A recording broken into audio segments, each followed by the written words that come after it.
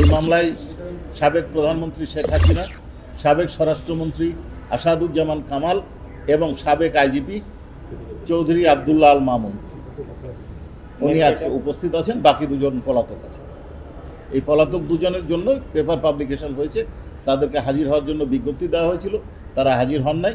এবং যেহেতু হাজির হন নাই, পলাতক আসামিদের বিষয়ে যে বিধান ইন্টারন্যাশনাল ক্রাইমস ট্রাইব্যুনাল অ্যাক্ট 1973 যে স্টেট ডিফেন্স নিয়োগ করা হয়, সেই স্টেট ডিফেন্স নিয়োগ ট্রাইব্যুনাল করবেন। পত্রিকা বিজ্ঞপ্তি দাখিলের জন্য পত্রিকা বিজ্ঞপ্তি আমরা প্রসিকিউশনের পক্ষে পত্রিকা বিজ্ঞপ্তি চাওয়া হয়েছিল। ট্রাইব্যুনাল পত্রিকা বিজ্ঞপ্তি দিয়েছিলেন, পত্রিকা পেপার পাবলিকেশন হয়েছে, পত্রিকা বিজ্ঞপ্তি নথিতে সামিল হয়েছে। পরবর্তী দিন চার্জ হিয়ারিংয়ের জন্য অর্থাৎ 1 জুলাই ধার্য করা হয়েছে এবং ইতিমধ্যে tribunal honourable tribunal state defence নিয়োগ করবে। তারপর 1 জুলাই চার্জ হিয়ারিং হবে। এটা ছিল একটা ম্যাটার। আসামিদের নাম বলে দিন একটু।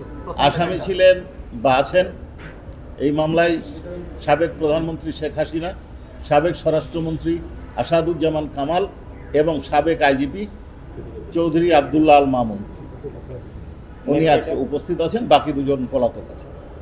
এই পলাতক দুজনের জন্য পেপার পাবলিকেশন হয়েছে।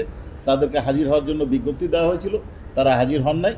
এবং যেহেতু হাজির হন নাই, পলাতক আসামিদের বিষয়ে যে বিধান ইন্টারন্যাশনাল ক্রাইমস ট্রাইব্যুনাল অ্যাক্ট 1973 যে স্টেট ডিফেন্স নিয়োগ করা হয়, সেই স্টেট ডিফেন্স নিয়োগ ট্রাইব্যুনাল করবেন, এই মর্মে আদেশ দিয়েছে। এরপরে হচ্ছে আশুলিয়া।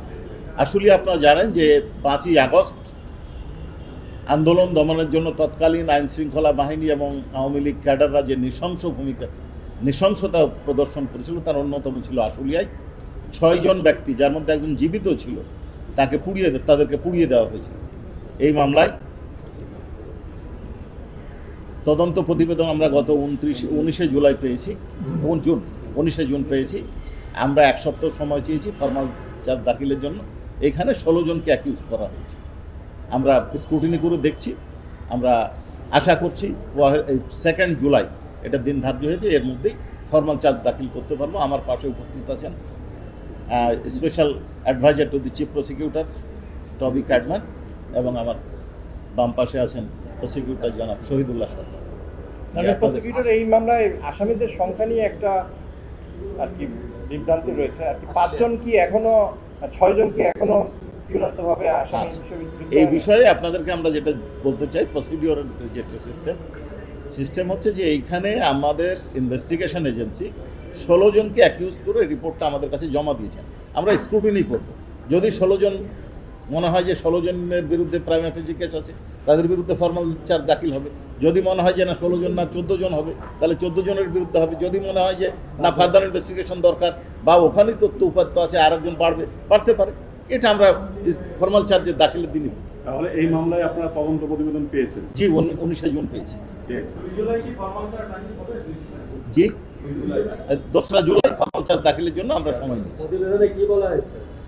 প্রতিবেদনে বিস্তারিত বলতে পারবো না, বলতে চাই না। আপনারা এইটুকু জানেন, অভিযোগ হচ্ছে যে তাদেরকে হত্যা করা হয়েছে এবং লাশ পুড়িয়ে দেওয়া হয়েছে।